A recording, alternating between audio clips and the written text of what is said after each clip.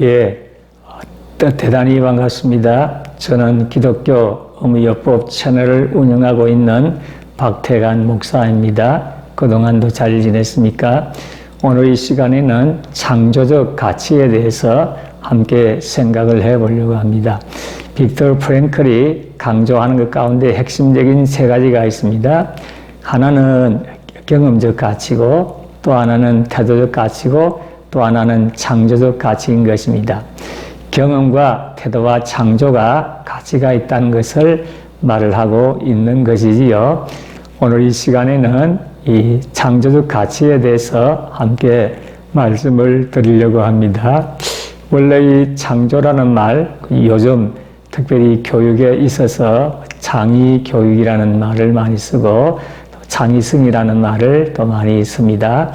근데 이 창조, 창의라는 이 말은 원래 이제 성경에서 말하는 창조하고 우리들 일반적으로 사용하는 말하고는 차이가 있습니다.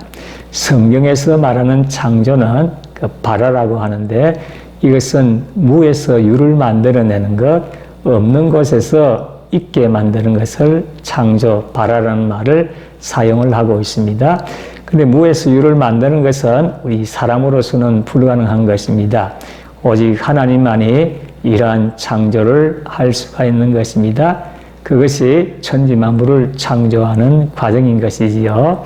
우리 사람은 하나님과 같이 그런 창조는 할 수가 없습니다. 우리는 있는 것을 가지고 무엇인가 새롭게 만드는 것입니다.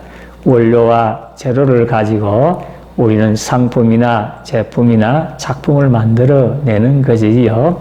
이것을 우리는 창조라고 얘기하고 창의성이라고 얘기를 하는 것입니다.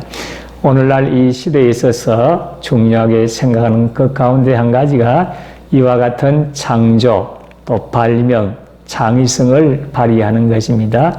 그래서 무언가를 새롭게 만드는 이것이 가치가 있다는 것이지요.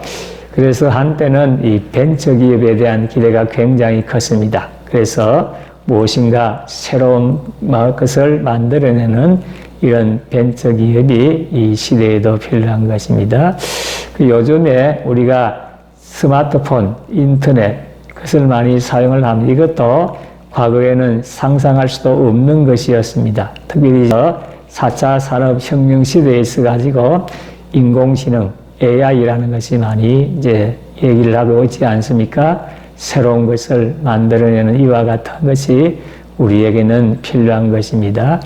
물론 우리가 이 창조, 창의, 새로운 것을 만들어내는 데 있어서 지식도 필요하고 지혜도 필요하지만은 그러나 그 창조의 그 원래의 그 창조는 하나님으로부터 나오는 것이기 때문에 우리가 하나님에 대해서 알지를 못하면은 새로운 창조, 창의가 사실은 불가능한 것입니다.